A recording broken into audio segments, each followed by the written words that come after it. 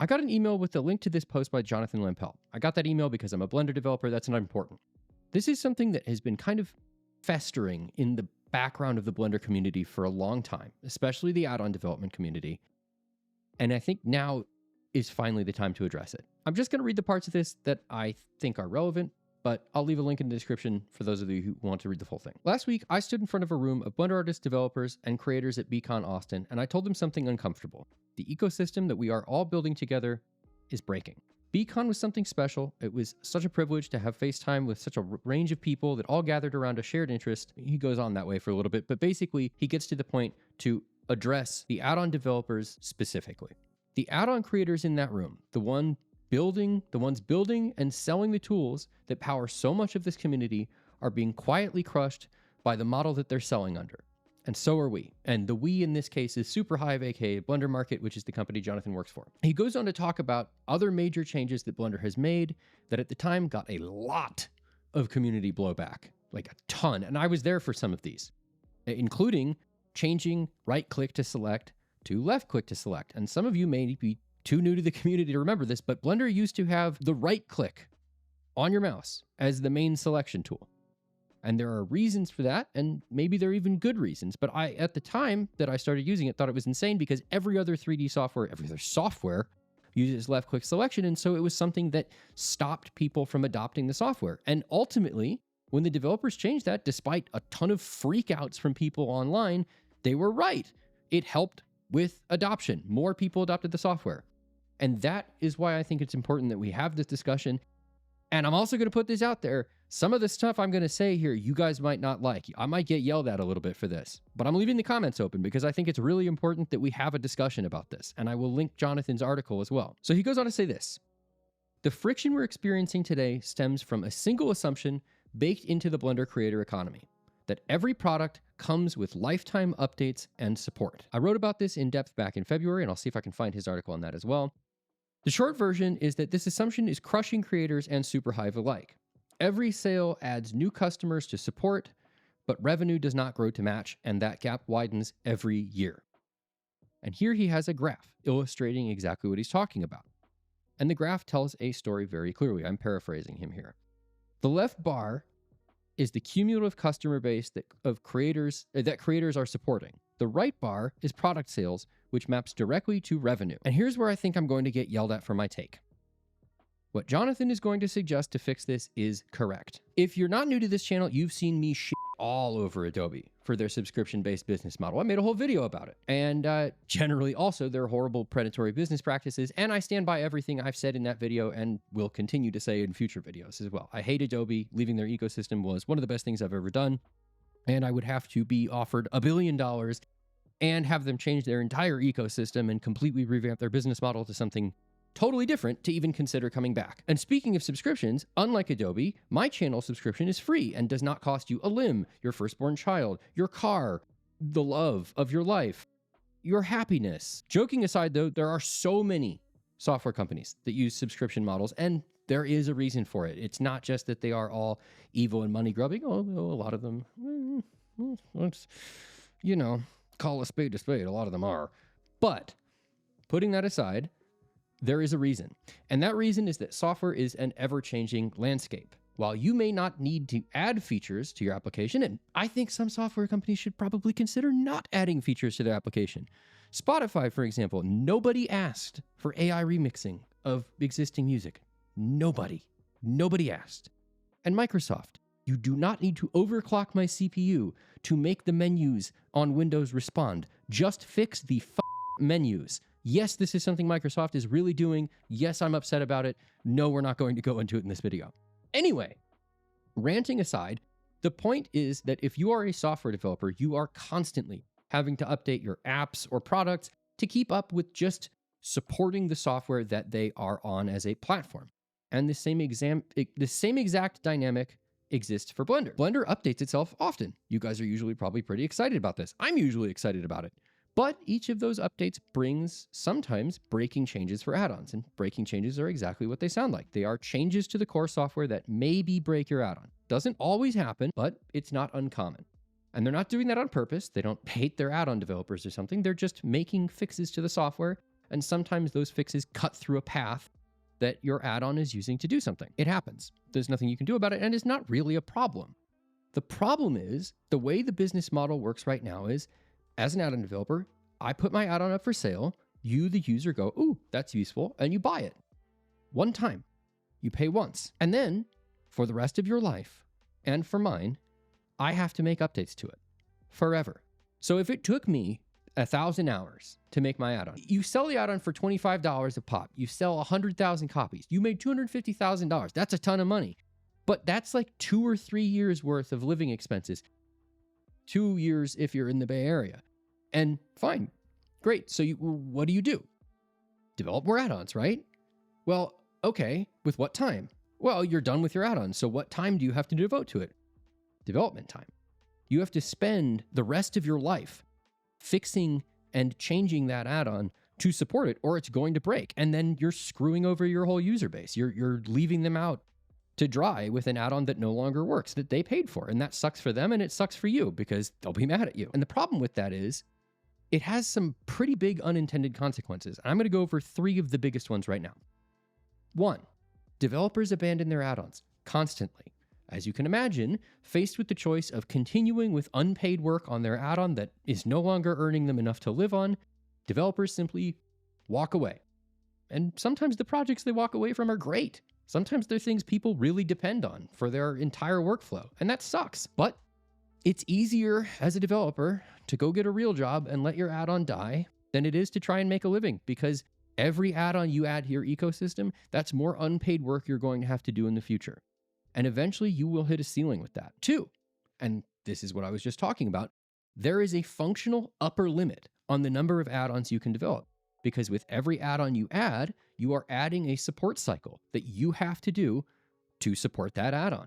And as you add add-ons, the number of things you're supporting grows and grows and grows until you physically do not have the time in the day anymore to devote to making a new one, because all of it is being eaten up with support. Even with 2 or 3 majorly successful add-ons, it's really hard to break out of this cycle. The few companies that have done well and done it have done so by hiring on people to do support, and then they depend on every single other add-on they make being just as successful.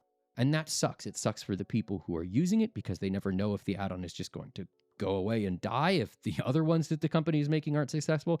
And it really sucks for the people working at the company because their job could be ripped away at any moment simply because the avalanche of support work is always coming in and you never know if the revenue from the next add-on is going to be enough to kind of cover that. And finally, this really hurts Blender development itself. And this is a kind of unforeseen consequence. The other 2 you can kind of see coming a little bit with that revenue model, but this one is a little harder to predict, but it's definitely something that's happening. And I've kind of seen it in the forums firsthand when I've been looking for solutions to problems that I've come across. And the way that it hurts Blender development is if you are an add-on dev, put yourself in the shoes of an add-on dev for a second. If Blender is going to fix a change, like fix a piece of the software, and you know that fix is going to break your product, even if the fix is probably technically a good thing, you're probably going to post about it or be a little hesitant to let the developers do that. And so it's basically creating inertia. It's creating an incentive for add-on developers to stop the application itself from getting better because improving Blender itself means breaking tons of add-ons. And that sucks. That's bad for everybody. The add-on developers themselves often just eat it with this. I've seen so many people go, yep, I know this is going to break my add-on, but I found this bug and it's better that it get fixed in Blender Core and we all just, do the work to fix the add-ons. And I think that's really admirable, but the structural force is against that. And the only reason that we've managed to get through that is because we have a really great community here. Blender is a wonderful community and people are pretty selfless. They do a lot to work on the application to make things better without really being asked for it. But I think it's good for us to have this conversation, and I think it's good to go and actually consider changing the structural forces here.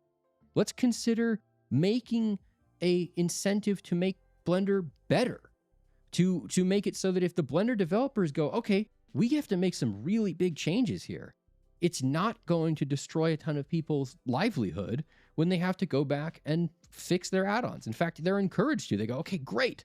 The Blender developers finally fixed this thing that I know wasn't great, but we depend on. No problem. We'll go ahead and fix it. But this is the bit that I'm going to get yelled at for. You have to change the revenue model a little bit to do that. If add-on developers were getting paid monthly, for example, fixing breaking changes would be a trivial thing because they're going to have recurring revenue from their add-ons. They don't have to wait. They don't have to hope that their next add-on is going to be great, and they don't have to dread every single change because it means hours of unpaid work. The flip side to that is that means add-ons cost money monthly, and that's not, I mean, that sucks. It's like, oh, great, this wonderful free software we have is becoming Adobe. It's not Adobe, and there's plenty of software out there that uses a subscription model that doesn't suck, but it's still not great. And here's where I got to give Jonathan and Superhive a ton of credit. I think they put a lot of thought into this, and I think they came up with a solution that is kind of the best of both worlds. Support periods. That's the solution. And by the way, Superhive, aka Blender Market, they are not the first company to do this. In fact, DaVinci Resolve, which is the very company that I rely on to edit my videos. In fact, I'm editing this very video on DaVinci Resolve. They use this same revenue model. And here's how it works. You still pay only one time for an add-on, and you own it. You get what you pay for. It's not like everything else these days where you're just renting it forever. You buy an add-on, you own it. But you only own updates to that add-on for a set period of time. So for example, if I buy an add-on and my support period is a year, then I can depend on updates for that add-on for a year. I know that that's rolled into the price of the add-on. It'll continue working on whatever version of Blender comes out within that time period. And after that time period, am I SOL? Am I done? Is the add-on gone? No, you can pay a support fee, which is less expensive than the add-on as a whole. The developers would get to set the initial price. They would also get to set the support fee. That's how it generally works with other companies that use this model. And I think that works quite well. So what it will be will depend on the add-on, but generally it's a lot less than the add-on itself. And basically what that means is, okay, if I need this forever, or I'm still using it a ton, I'm going to pay that support fee once a year, and it's going to be, I don't know, $15, $20, because add-ons are typically not that expensive. And that will keep my add-on working forever, but it also creates a source of recurring revenue for the developers. So now when they're fixing breaking changes, they're not doing unpaid work anymore. Now they can depend on some revenue throughout the year from people paying for support, and they don't have to go bankrupt or walk away from their add-on just because they can't support it anymore. I think this is objectively a great idea, but because it involves payment, I know I'm going to get yelled at, and I know they're going to get yelled at. And I'm leaving my comments open, so feel free to scream your head off at me, tell me I'm wrong, tell them they're wrong. But as a developer myself, I'm really torn about this because I just don't see a way that we fix this without either charging monthly, which I don't think anybody wants, or without coming up with something like this, which I think is pretty fair. I don't think it's unfair to ask people who are making these add-ons to, be paid for their work, basically. I'm always willing to listen to my community, and I'm always willing to admit when I'm wrong, but I don't think I'm wrong about this. And in fact, I think in a few years' time, it will become pretty clear that this was objectively the right call, just like the right click to select stuff. And I think the way that it will become clear is in the way that Blender Core changes because of it. Now, what am I talking about? Blender add-ons don't use Blender Core's programming language. They use Python.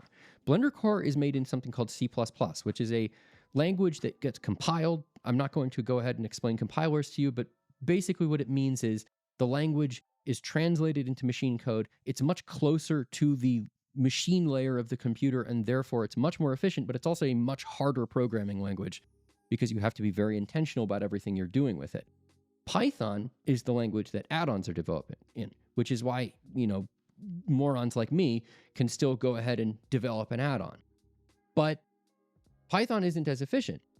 And the way that these two pieces of the software communicate is through something called an API, which is an application programming interface. And what you can think of it as, and this is not a perfect metaphor, but you can think of it as a way for your computer to push the buttons that you push in Blender.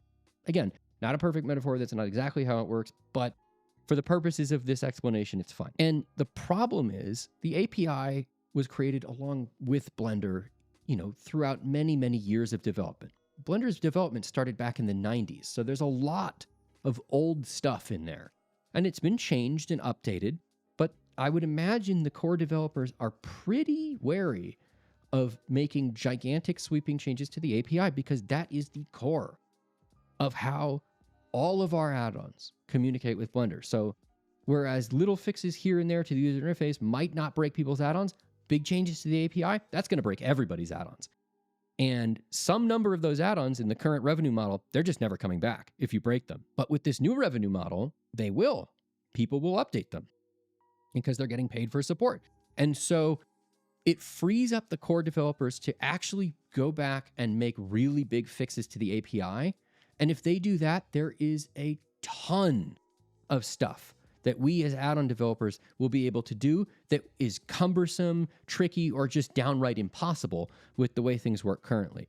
And I personally, as a developer, would love to see that. I think it would open up a whole new world of really cool stuff that we could do. It would make the software better, and it would just generally make Blender itself better as a whole. But, you know, I'm not always right about anything. I'm not omniscient. I don't know everything, and I am always willing to hear other people's opinions on this, especially you guys as artists, people who aren't necessarily developers. What do you think about this? Is this good, bad? Are you ambivalent about it? Do you not understand what I'm talking about? Let me know in the comments. And remember, until next time, never stop learning.